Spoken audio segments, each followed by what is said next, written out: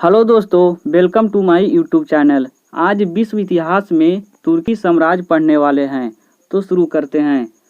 प्राचीन रोमन साम्राज्य के पतन के बाद पश्चिम एशिया में दो विशाल साम्राज्यों का उत्पन्न हुआ। तुर्की साम्राज्य भी इन्हीं में से एक था। उस्मानी ओटोमन तुर्की ने इस साम्राज्य की स्थापना की थी। ये एशिया माइनर से आए थे। उस्मान ने 14वीं शताब्दी के पूर्वार्ध में उस्मानी राज्य की स्थापना की थी। 15वीं शताब्दी के अंत तक तुर्की का विशाल साम्राज्य दक्षिण पूर्व यूरोप और पश्चिम एशिया के बहुत बड़े भूभाग में फैला था।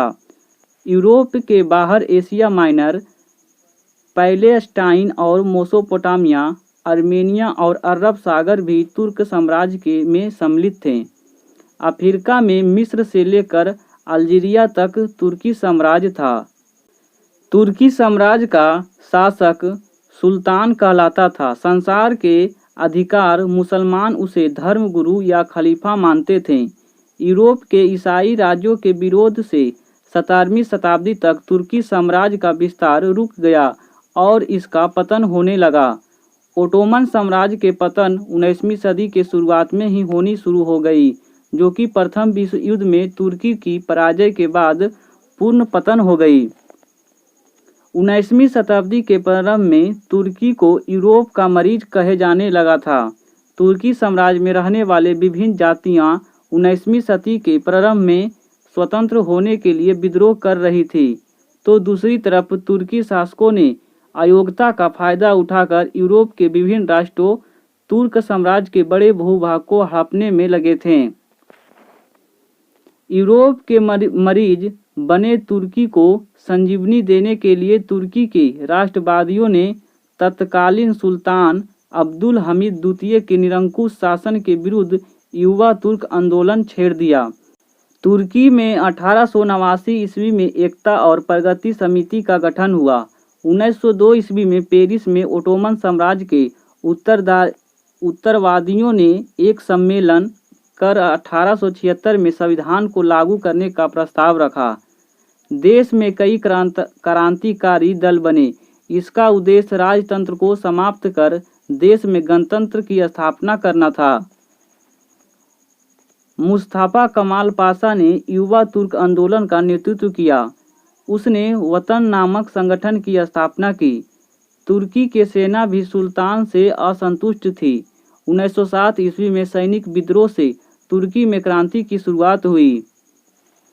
1908 ईस्वी में युवा तुर्क आंदोलन के तहत मैसिडोनिया में व्यापक विद्रोह हुआ। 27 अप्रैल 1909 ईस्वी को सुल्तान अब्दुल हमीद को गद्दी से उतार दिया गया। युवा तुर्क आंदोलन से तुर्की में राष्ट्रीयता का विकास हुआ। प्रथम विश्व युद्ध में तुर्की ने मित्र राष्ट्रों के विरुद्ध जर्मनी के साथ दिया। प्रथम विश्व युद्ध के बाद विजयी मित्र राष्ट्रों ने 10 अगस्त 1920 ईस्वी में पराजित तुर्की से श्रेब की संधि की। श्रेब की संधि के बेहद अपमानजनक संधि के बाद तुर्की का यूरोपीय साम्राज्य का खत्म हो गया। अब तुर्की प्रधानता एक एशियाई राज्य रह गया था। मुस्तफा कमाल पाशा ने श्रेब की संधि का विरोध किया था। प्रथम विश्व युद्ध के समय तुर्की का सुल्तान मुहम्मद पाँचवां था। प्रथम विश्व युद्ध के समय मुस्तफा कमाल पाशा ने सेनानायक की हैसियत से अच्छी खासी अर्जित की थी। सेब्रा की संधि के समय मुस्तफा कमाल पाशा अनातोलिया में इंस्पेक्टर जनरल का काम कर रहा था।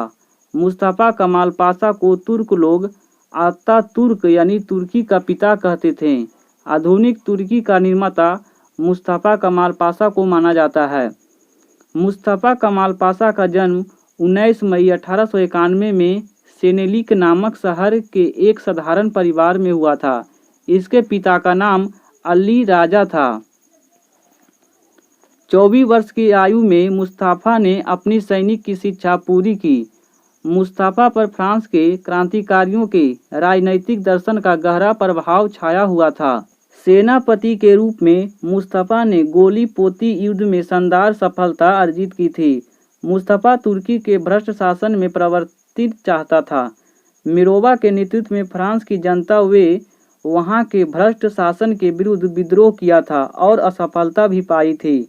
फ्रांस के क्रांति के प्रयोग को तुर्की की धरती पर उतरने के लिए मुस्तफ़ा कमाल पाशा ने भी क्रांति की आवश्यकता महसूस की। प्रथम विश्व युद्ध के बाद मुस्तफ़ा कमाल पाशा का सितारा चमका। मुस्तफ़ा कमाल पाशा ने राष्ट्रीय आंदोलन की तैयारी के लिए एक राष्ट्रीय सभा का गठन किया। राष्ट्रीय सभा की ओर से मुस्तफ़ा ने अखिल तुर्की कांग्रेस का गठन किया। 1919 ईस्वी में मुस्तफ़ा ने सुल्तान की सेना से इस्तीफा दे दिया। सितंबर 1919 ईस्वी में अखिल तुर्क कांग्रेस का प्रथम अधिवेशन शिवाम नामक स्थान पर हुआ। 1920 ईस्वी में सेबरा की संधि का मुस्तफ़ा ने अखिल तुर्क कांग्रेस की ओर से तीव्र विरोध किया। इससे सुल्तान काफ़ी चिंतित हुआ।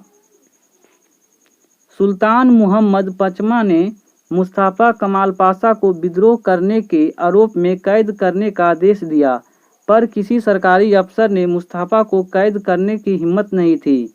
1920 ईस्वी में क्रांतिकारियों ने अनातोलिया में कमाल पाशा के नेतृत्व में एक स्वतंत्र सरकार की स्थापना की। 1920 ईस्वी में अंकारा के प्रथम महान राष्ट्रीय सभा में बैठक हुई। इस बैठक में मुस्तफ़ा को राष्ट्रीय सेना का सेनापति नियुक्त किया गया। इस बैठक ने सुल्तान को भी चुनौती दी। मुस्तफ़ा कमाल पाशा के 5 शत्रु थे: फ्रांस, आर्मेनिया, इटली, ग्रीस, यूनान और इंग्लैंड। रूस ने मुस्तफ़ा का साथ दिया। रूस ने तुर्की के राष्ट्रीय सरकार का विदेशियों के विरुद्ध युद्ध में सैन्य सहयोग देने का वचन दिया। 16 मार्च 1921 ईस्वी में तुर्की की सोवियत संघ से मैत्री और सहयोगी की संधि हुई। फ्रांस और रूस और इटली ने मुस्तफ़ा ने संधि कर लिया था। यूनान यानी ग्रीक को तुर्की ने अंकारा हेतु युद्ध में पराजित किया। फ्रांस और इंग्लैंड यूनान के प्रति उदासीन हो गए। अंकारा तुर्की का अंग बन गया। 24 जुलाई 1923 को यूनान और तुर्की के बीच लोजान की संधि हुई। इस संधि में तुर्की को उसके कई भूभाग वापस मिल गए। लोजान की संधि में सेबरा की संधि का कलंक धोने का काम किया। लोजान सम्मेलन होने के पहले तुर्की का सुल्तान गद्दी छोड़कर माल्टा भाग गया। सुल्तान के भतीजे अब्दुल मजीद को तुर्की का नाम मात्र का सुल्तान घोषित किया गया। इसके सभी राजनीतिक अधिकार छीन लिए गए। 23 अक्टूबर 1923 को ग्रैंड नेशनल असेंबली में तुर्की को गणतंत्र घोषित कर दिया गया। मुस्तफ़ा कमाल पाशा सर्वसम्मति से नवीन तुर्क गणराज्य की राष्ट्रपति बना। 1924 ईस्वी में तुर्की को धर्मनिरपेक्ष राज्य घोषित किया गया। मार्च 1924 में खिलाफत धर्म गुरुवत समाप्त कर शासन को धर्म से अलग कर दिया गया। पुराने शासन में कजियों को मिले सारे न्याय संबंधी अधिकार छीन लिए गए। बाहर के लोगों के तुर्की में प्रवेश पर प्रतिबंध लगाया गया। 20 अप्रैल 1924 को तुर्की गणराज्य के नए संविधान की घोषणा हुई। 25 नवंबर 1925 में तुर्की में पुरुषों को टोपी और स्त्रियों को बुर्का पहनने पर कानूनी प्रतिबंध लगा दिया गया। रिपब्लिक पीपुल्स पार्टी की स्थापना मुस्तफ़ा कमाल पाशा ने किया था। मुस्तफ़ा कमाल पाशा ने अगले 15 वर्ष में विभिन्न सुधार कार्य द्वारा तुर्की के काया पलट कर दी। उसे पूरा विश्वास था कि यूरोपीय सभ्यता अपनाकर ही तुर्की का नव निर्माण किया जा सकता है। मुस्तफ़ा ने सुधार की विस्तृत योजना 6 सिद्धांतों पर बनाई, जो कमाल पाशा के 6 सिद्धांत अथवा कमालवाद के नाम से प्रसिद्ध है। मुस्तफ़ा साम्राज्यवाद का कट्टर विरोधी और जनतांत्रिक विचार का पोषक था। कमाल पाशा के 6 सिद्धांत अथवा कमालवाद, प्रजातंत्रवाद, राष्ट्रीयता, न्याय व्यवस्था, अर्थव्यवस्था, धर्मनिरपेक्ष राज और क्रांतिकारी व्यवस्था। मुस्तफा ने जनता दल का संगठन किया था। इसी दल के नेतृत्व में तुर्की ने पूर्ण निर्माण हुआ। आगे चलकर यह जनता दल गणतंत्र दल कहलाने लगे। 1933 में मुस्तफा कमाल पाशा ने प्रथम पंचवर्षीय युद्ध लागू किया। इस्तांबुल का पुराना नाम कुस्तुतुनिया था। कुस्तुतुनिया तुर्की का धार्मिक केंद्र था, जिसका महत्व घटाकर मुस्तफा ने अंकारा का महत्व बढ़ाया। 1924 ईस्वी में मुस्तफा ने एक घोषणा जारी कर तुर्की के मस्जिदों की सारी संपत्ति जब्त कर ली, जिसमें राजकीय कोष भर गया। इससे राज्य की स्थिति सुदृढ़ हो गई। तुर्की के शिक्षा संस्थानों पर मस्जिद और मदरसों के प्रभाव को बिल्कुल समाप्त कर दिया गया। 1932 ईस्वी में मुस्तफा ने भाषा परिषद की स्थापना किया। मुस्तफा ने भाषा परिषद के माध्यम से तुर्की में नए इतिहास की रचना कराई और प्राचीन इतिहास एवं साहित्य को पुनर्जीवित कराया। ऑटोमन साम्राज्य के विदेश नीति का मुख्य आधार था पान इस्लामिज्म, जिसका प्रतिपादक अब्दुल हमीद द्वितीय था।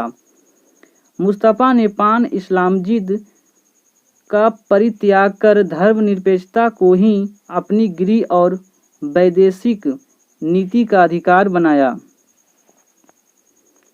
मुस्तफा कमाल पाशा की मृत्यु 1938 में हुई। तुर्की को यूरोप का मरीज से एक शक्तिशाली राष्ट्र बनने का श्रेय मुस्तफा कमाल पाशा को जाता है।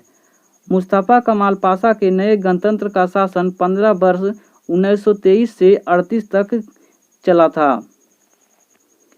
एक इतिहासकार के अनुसार जब तक वह जीवित रहा, संपूर्ण राष्ट्र के लिए एक पथ प्रदर्शक सितारा के रूप में रहा, और जब वह मर गया तब अबोध बच्चे भी उसके लिए सड़कों पर रोते थे। मुस्तफा कमाल पाशा का महत्वपूर्ण कार्य 1924 ईस्वी में तुर्की को धर्मनिरपेक्ष राज्य बनाया। 1932 में तुर्की भाषा परिषद की स्थापना किया। 1933 में तुर्की में प्रथम पंचवर्षीय योजना लागू कराना। ग्रेगोरियन कैलेंडर का प्रचलन 26 दिसंबर 1925 ईस्वी में लागू कराना। शिक्षा को धार्मिक नेताओं के हाथों से निकालना 1924 ईस्वी में। धर्म के राज्य से अलग करना। इस्तांबुल कुस्तुतुनिया का महत्व घटाकर